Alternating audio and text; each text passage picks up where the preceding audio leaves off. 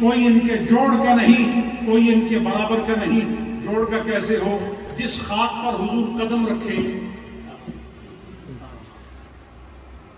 دھیان کیجئے، جس خاک پر حضور قدم رکھے خدا اس کی قسمیں کھائے۔ اگر زیر قدم مصطفیٰ خاک کا یہ مقام ہے تو خون مصطفیٰ کا کیا مقام ہوگا؟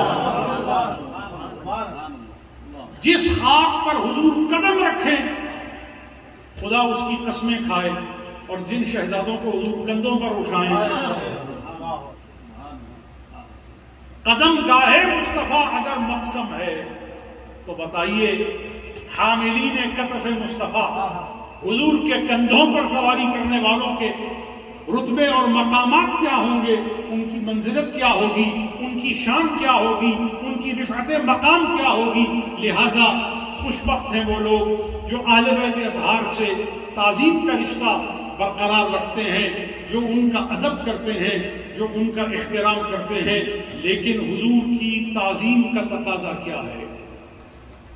حضور کی تعظیم کا یہ تقاضا ہے کہ جن لوگوں کو حضور کی تعظیم ناگوار ہے اور وہ حضور کی تعظیم پر شرک کی بات کرتے ہیں، وہ حضور کی تعظیم پر گمراہی کی بات کرتے ہیں، وہ حضور کی تعظیم پر بے دینی کی بات کرتے ہیں، وہ حضور کی تعظیم پر گمراہی کے فتوے لگاتے ہیں، یہ امر اس بات کی دلالت ہے کہ انہیں تعظیم مصطفیٰ گوارا نہیں۔ تعظیم مصطفیٰ گوارا تو ان سے بچیے۔ اگر تعظیم مصطفیٰ سے آپ کو کچھ کمائی کرنا ہے، تعظیم مصطفیٰ سے آپ نے اپنے دل کو اگر سنوارنا ہے، تو جو تعظیم مصطفیٰ سے چڑھیں آپ ان سے ہٹ جائیں، آپ ان سے الگ ہو جائیں، آپ ان سے دور ہو جائیں، پھر آپ کو تعظیم مصطفیٰ کی لذت بھی نصیب ہوگی، تاثیر بھی نصیب ہوگی، برکتیں بھی نصیب ہوں گی۔ آپ غور کیجئے، صحابہ کرام نے ایسا کر کے دکھایا۔ انہوں نے اپنے گھر چھوڑ دیے، انہوں نے اپنی جائیدادیں چھوڑ دی، انہوں نے اپنے املاک چھوڑ دیے، انہوں نے اپنے مال چھوڑ دیے، اور حضرت عمار نے تو ایسی قربانی دی ہے جو کہیں دیکھنے سننے پڑھنے میں نہیں آتی۔ حضرت عمار کی ماں کو اسلام قبول کرنے کی پاداش میں گھر سے پکڑ کر لایا گیا اور حضرت عمار کو کہا گیا یہ تیری ماں ہے، اور اگر تو اپنی ماں کو بچانا چاہتا ہے تو مصطفیٰ کی وفا سے دستبردار ہو جا اور ایمان مصطفیٰ سے دستبردار ہو جا۔ کہا یہ نہیں ہو سکتا۔ کہا اچھا پھر دیکھ اب تیری ماں کے ساتھ کیا کرتے ہیں۔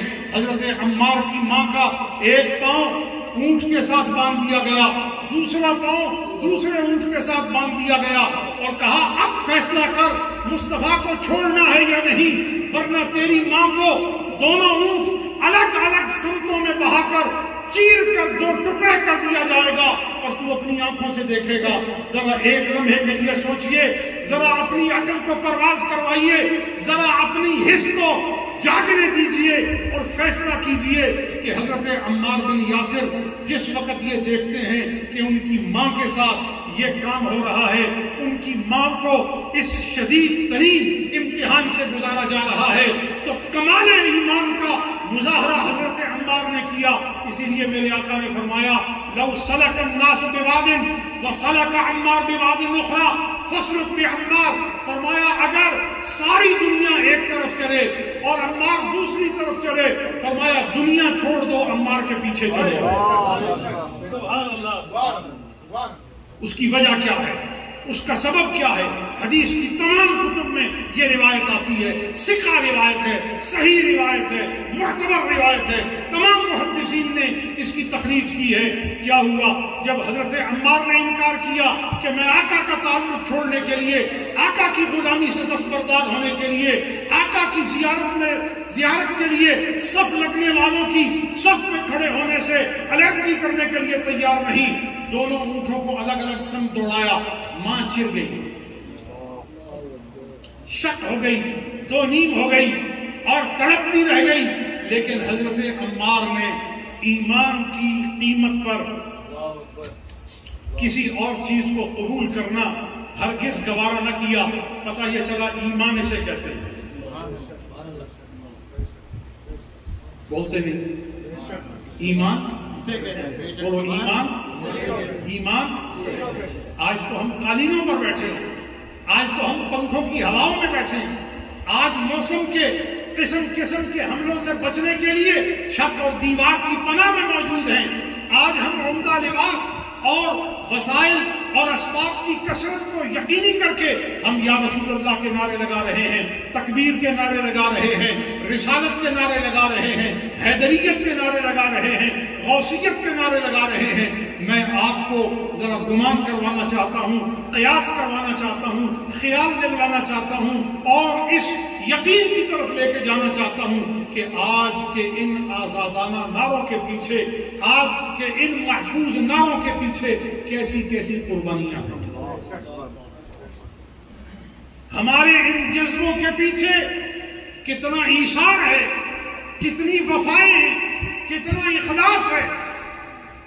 حضرت عمار بن یاسر جیسا حضور کا ادب، اور پھر حضرت عمار جب ایمان کا معیار بنے اور لوگوں کے لیے مقتدا بنے کہ لوگ ان کے پیچھے چلیں، تو لوگوں کو بتایا گیا تم عمار کے پیچھے چلو. خود عمار نے کیا کیا؟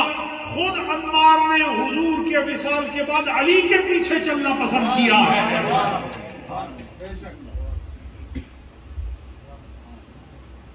نہیں، کیا یہ صرف تقریر کے لیے؟ یہ صرف اس لیے کہ آپ میری بات کو سن کر نعرہ لگائیں اور مسجد کے دروازے سے باہر نکلنے سے پہلے میری بات ادھر چھوڑ جائیں؟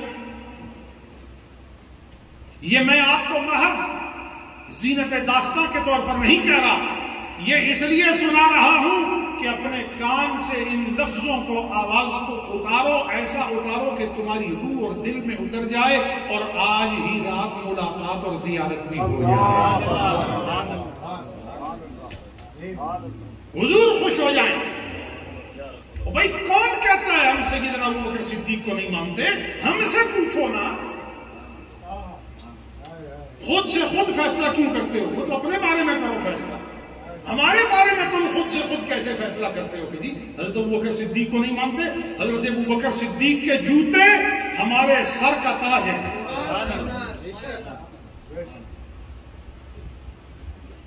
حضرت سیدنا عمر ابن خطاب فاروق اعظم ہمارے تاجدار ہیں، ہمارے پیشوا ہیں، اور یہ دونوں سادات کے لیے کتنے اہم ہیں کہ ہمارا محض ان سے عقیدت کا رشتہ نہیں، ہماری قرابت بھی ہے. ہماری 2 مائیں ان کی بیٹیاں ہیں. سیدہ عائشہ ان کی بیٹی ہے، سیدہ حفصہ ان کی بیٹی ہے.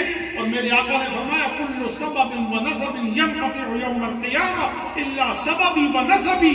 ہر سسرال کٹ جائے گا، ہر پیدائشی رشتہ کٹ جائے گا، مگر میرا سسرال اور میرا خاندان جب سب کٹ جائیں گے یہ تب بھی جڑے رہیں گے. تو سیدنا ابوبکر اور سیدنا عمر یہ تو وہ ہیں کہ دنیا میں بھی رشتہ اور تعلق اور نسبت غیر منقطع ہے اور آخرت میں بھی غیر منقطع ہے، اور یہ واصل ہیں اور موصل ہیں اور اوصل ہیں، اور سید عالم صلی اللہ علیہ وآلہ وسلم کا ان کے ساتھ اتنا گہرا تعلق ہے. اور پھر باقی 2 خلیفے سیدنا عثمان اور سیدنا علی، ان کا بھی تو حضور سے تعلق ہے، ان کا بھی تو حضور سے واسطہ ہے. تو گویا پہلے 2 بھی ہمارے تاجدار، دوسرے 2 بھی ہمارے تاجدار. لیکن صرف یہ 4 ہی نہیں ہیں، خلفائے راشدین 5 ہیں. کتنے؟ 5. آپ کو کوئی اریسٹ نہیں کرے گا، بول لیجیے. اور نہ یہاں شکاگو کے قانون میں یہ کوئی کرمنل سٹیٹمنٹ ہے کہ آپ نے یہ 5 کہہ دیا تو آپ کو پریشانی ہو جائے گی. آج کل یہ 5 پر بھی بڑے لوگوں کو پریشانی ہے. پتہ نہیں خود وہ 5 کے ہیں یا نہیں، لیکن نئے نئے 5 دکھا رہے ہیں دنیا کو. ہم تو وہ 5 دکھا رہے ہیں جو ہم نہیں دکھا رہے، مصطفیٰ دکھا رہے ہیں.